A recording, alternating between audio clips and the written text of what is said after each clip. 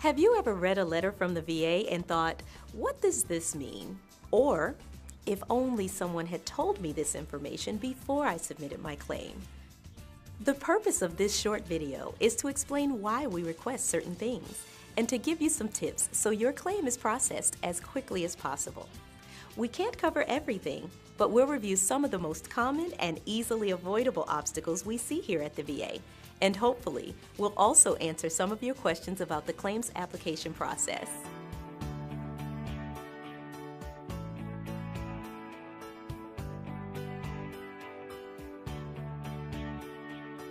Let's get started. First and foremost, be sure to fill out all forms completely. Don't leave any areas blank. This includes a clear description of your disability and an explanation about how it's related to your military service. Last but not least, make sure we have the information we need to get copies of your medical records.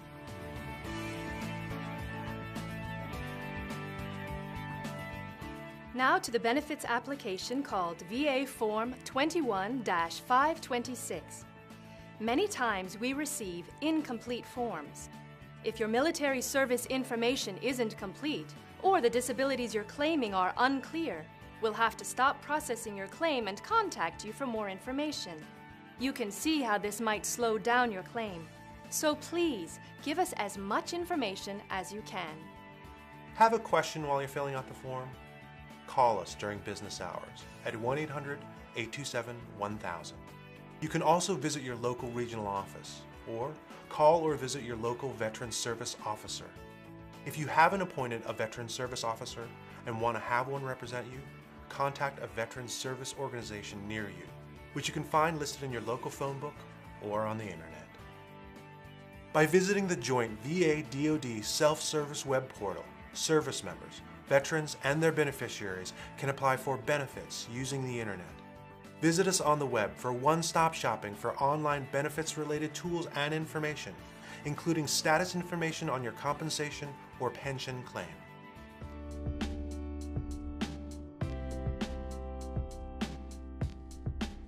Remember to clearly state your disability. We often get claims for knee or shoulder, but we need to know which knee or shoulder. Was it broken? Replaced? Sprained? Was it the right or left side? Details move things along more quickly.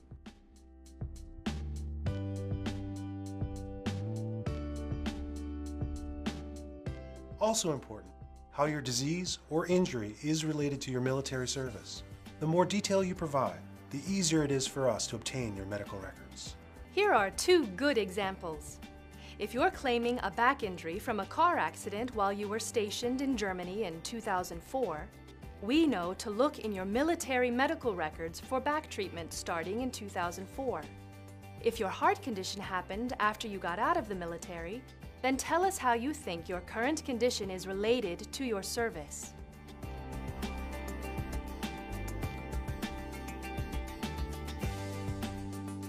If you receive treatment from a VA medical facility, then the process for getting your records is different depending on the dates of your treatment. If your treatment was after 1994, your records are electronic and we can access them ourselves. But if you received treatment before 1994, we have to ask for copies of the paper records from the VA Medical Center where you were treated. Getting records from before 1994 can take some time. So if you already have copies of those records, it's helpful if you send them with your application. If you received treatment from a non-VA facility and you have copies of medical records related to the disability you're claiming, the VA can move things more quickly when they're sent along with your application. If a non-VA doctor holds records related to the disability and you don't have copies, that's okay, but you'll need to fill out a form that allows us to request medical records directly from that healthcare provider. That's VA Form 21-4142. Because of privacy laws, you'll need to complete a separate form for each provider. Be sure to ask for only records that pertain to the claimed disability and include the complete mailing address for each provider. Just as importantly, please sign and date the second page of the form. Without your signature, we can't get the records.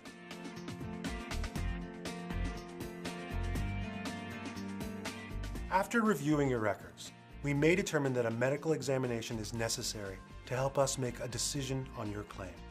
If so, the VA Medical Center in your area will send you a notice of examination. Please be sure to go to your exam and be prepared to answer a lot of questions about your disability. The two most common questions related to the VA exam are, how can I be sure the VA has my correct contact information? And what if I have a scheduling conflict with the examination appointment?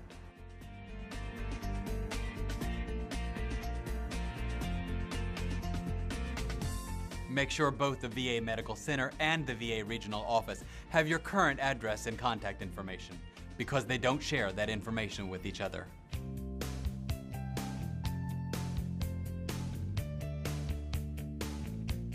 If you can't go to the examination scheduled for you, just let us know.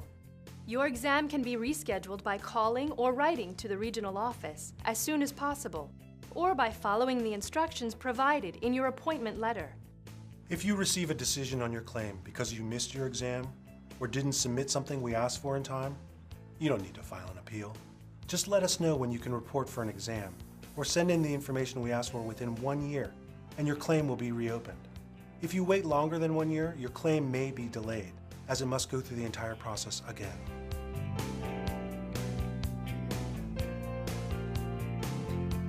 Let's talk about claims for minor dependents.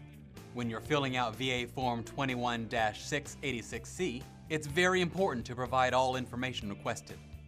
The form has a space for each child's name and Social Security number. If you're claiming minor children who don't live with you, including those with an ex-spouse, we'll need their address. If your dependent children are over 18 and still in school, there will be additional paperwork to complete to verify their school attendance. Grandchildren can be claimed as dependents as long as they are formally adopted, and in that case, final adoption papers must be sent in with your application. In order to claim your spouse, we'll need to know specifics, including the number of previous marriages, dates and locations, names of former spouses, and when and where each marriage ended. We'll also need copies of divorce decrees and death certificates. We hope this video has shown you that there are many things you can do to help us process your claim more quickly. To recap, please read all VA letters carefully. Read and fill out all forms as completely as possible. Be as clear as possible about what you're claiming. List only one medical provider on each authorization form. If you already have copies of your private medical records, please submit them with your claim. Provide complete information on all dependents you're claiming. And remember, VA representatives are available during business hours to answer questions.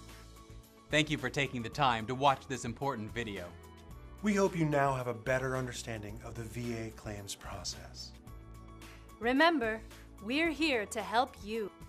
And now, you'll be able to help us help you.